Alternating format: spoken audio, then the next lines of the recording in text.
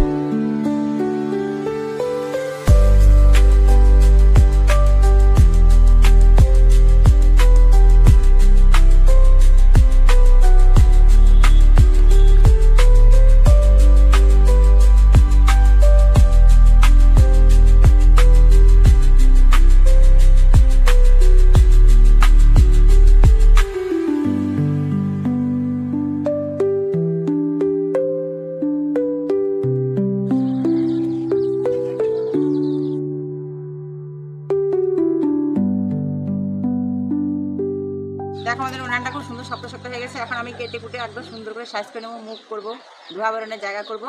তোমরা সঙ্গে থাকো, দেখতে থাকো।